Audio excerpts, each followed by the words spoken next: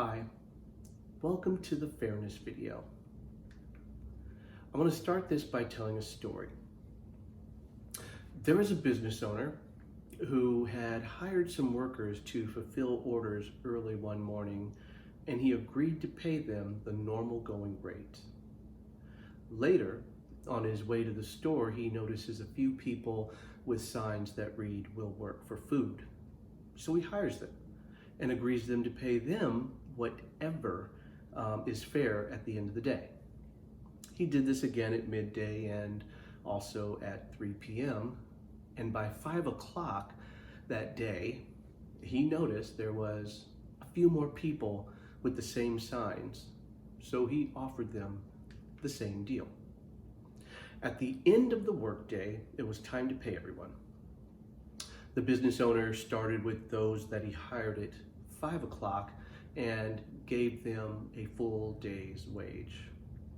When those hired first came to get their pay, they assumed they would be paid more, but they too were paid a day's wage.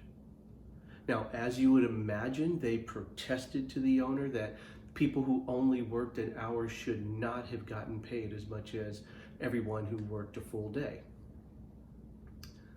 But here's what the business owner told them. He said, "I haven't been unfair to you. You agreed to work all day for the going wage, and that's what I paid you.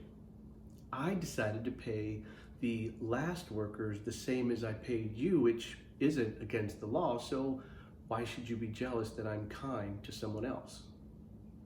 Now, I know that you're probably thinking to yourself, that's not fair.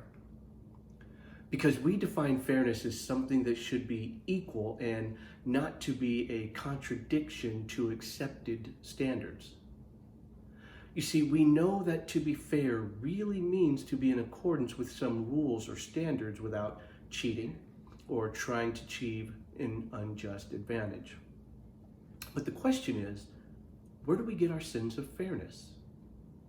Who gets to set the rules or standards by which we can say something like, that's fair or is not fair? Now think back to the story I just told. That is actually a parable called the parable of the vineyard workers. And it was told by Jesus in the book of Matthew.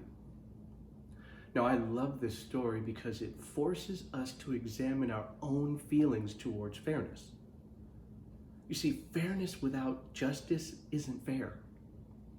You see, justice is not an equalizer of condition, it is an evaluator of actions.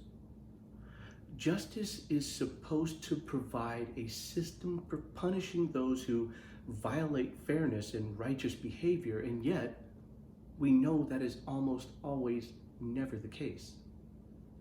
We all know deep down inside what John Rawls said when he stated, "Any inequalities that exist in a social system should favor the least well off, because this levels the playing field of society." Therefore, fairness ensures that we are being impartial without discrimination or favoritism, while justice is compelling us to right wrongs and help the oppressed. And so, here is my challenge for you.